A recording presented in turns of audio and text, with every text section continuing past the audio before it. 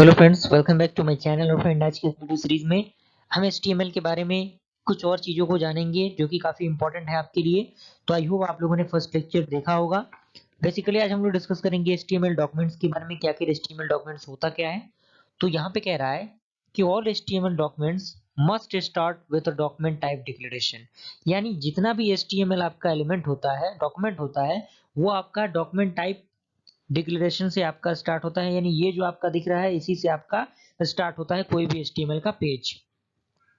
The HTML document itself begins with HTML and end with /HTML। यानी आपका जो HTML document होता है वो बिगनिंग होता है किससे? HTML से, और एंड होता है क्लोज HTML से। क्लियर? उसके बाद कह रहा है कि the visible part of HTML document is between body and closing body. यानी open body and closing body के बीच में आपका जो HTML डॉक्यूमेंट होता है वो क्या होता है। यहाँ पे एक एग्जांपल है, आप इस एग्जांपल को अपने नोटपैड में रन करके भी देख सकते हैं और उसके अकॉर्डिंग आप इसे फाइंड आउट कर सकते हैं, जो कि डॉक टाइप HTML है।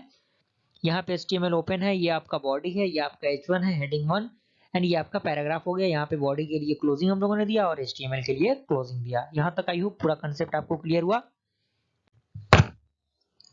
उसके बाद हमारा है द डॉक टाइप डिक्लेरेशन। बारी बारी से हम सारी चीजों को डिस्कस करेंगे।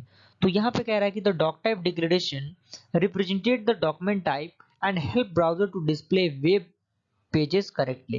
यानी जो डॉक टाइप डिक्लेरेशन है वो रिप्रेजेंटेट करता है डॉक्यूमेंट टाइप को और साथ ही साथ मदद करता है वेबसाइट को करेक्टली वर्क करने के लिए। क्लियर?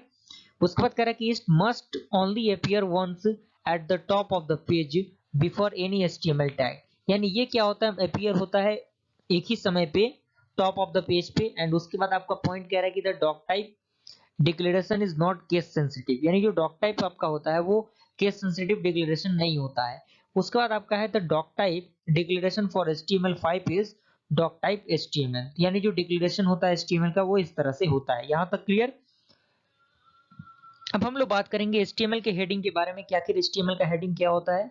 तो यहाँ पे कह रहा है HTML headings are defined with the H1 to H6। यानी जो आपका HTML होता है वो आपका कहां से कहां तक होता है? H1 से H6 तक होता है। H1 पे मैंने बताया था कि सबसे जो डार्क होगा वो होगा सबसे बड़ा होगा, H1 H2 का उससे छोटा, एंड सबसे छोटा आपका H6 होगा। क्लियर?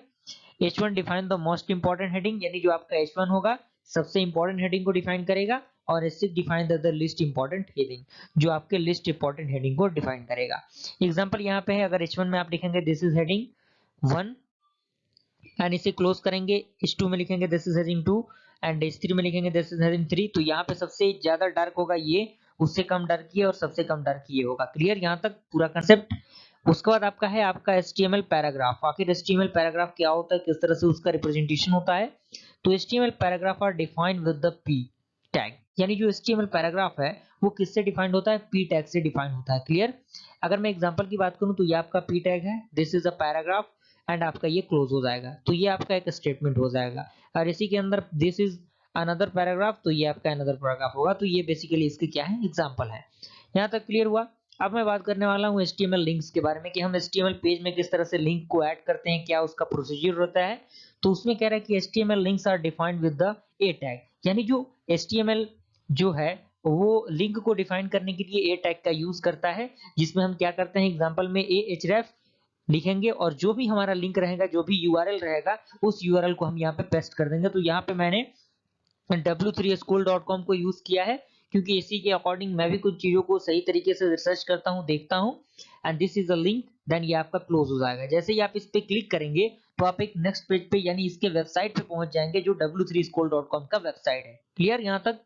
उसके बाद कह रहा है कि the links destination is specified in href attribute. यानी जो आपका लिंक है डेस्टिनेशन तक जाने का, वो कहां से स्पेसिफाइड होता है? href एट्रीब्यूट से स्पेसिफाई होता है। And attributes are used to provide the additional information about the HTML element. यानी जो आपका एट्रीब्यूट होता है वो यूज करता है प्रोवाइड करने के लिए किसको? एडिशनल इंफॉर्मेशन को। किसके बारे में? HTML एलिमेंट के बारे में। उसके बाद आपका कह रहा है कि you will learn more about attributes in a later chapter. यानी आप क्या कर सकते हैं? अन्य एट्रीब्यूट को भी देख सकते हैं, जान सकते हैं क्लियरली। उसके बाद मैं बात करने वाला हूँ HTML इमेज के बारे में कि आखिर HTML में किस तरह से हम इमेज को कॉपी पेस्ट करते हैं, इमेज ऐड करते हैं। तो HTML image are defined with the image tag. यानी कोई भी HTML वो डिफाइंड होता है किसके द्वारा, इमेज टैग के द्वारा, and the source file src, और सोर्स फाइल उसके लिए क्या होता है, src यूज होता है, और लिंक के लिए क्या यूज होता है, href यूज होता है। Clear? And alternative text alt width and height, और आपको पता होगा कोई भी इमेज होगा तो उसका एक प्रॉपर विड्थ होगा, एक हाइट होगा, and are provide attributes. Example की मैं बात करूं तो यहाँ पे इमेज है src है w3 scores.jpg, तो ये w3 के थ्रू एक HTML के इमेज को लिया गया है, अल्ट में हम लोगों ने ये दिया, एंड विड्थ आपका 104 एंड हाइट आपका 142। आप इस विड्थ और हाइट को चेंज भी कर सकते हैं, चेंज करके आप इम्प्लीमेंटेशंस को देख सकते हैं क्या उसका प्रोसीजर हो रहा है, और बेसिकली आप सारी चीजों को नोटपैड पे इजीली कर सकते हैं, और भी चाहे तो टेक्स्ट एडिटर आप यूज कर सकते हैं according to your preference. How to view HTML source, यानी हम किस तरह से किसी भी वेबसाइट के HTML सोर्स को देख सकते हैं, तो उसके लिए सबसे पहले क्या करना होगा, have you ever seen a web page and wondered how did they do that, यानी अगर आप किसी भी वेबसाइट को देखते हैं तो आपके मन में सवाल यही आता होगा किस तरह से ये वर्क कर रहा है, क्या इसमें कोडिंग यूज हुआ है। व्यू HTML सोर्स कोड, यानी HTML सोर्स को देखने के लिए हमें क्या करना होगा, right click in an HTML page and select view page source, यानी आपको अब जैसे ही आप राइट क्लिक करेंगे अपने माउस के अकॉर्डिंग हेल्प से, या फिर अपने किसी भी सोर्स ऑफ कोड से राइट पे क्लिक करेंगे तो वहां पे आपका आएगा व्यू सोर्स कोड, और जैसे ही आप व्यू सोर्स कोड पे क्लिक करेंगे तो वहां पे आप उस सोर्स को देख सकते हैं, उस सोर्स को यूज कर सकते हैं, और देख सकते हैं किस तरह से कौन सी चीजों को आपका ऐड किया गया है। Clear? And right click on an element और a blank area and choose inspect or inspect element to see what elements are made up of।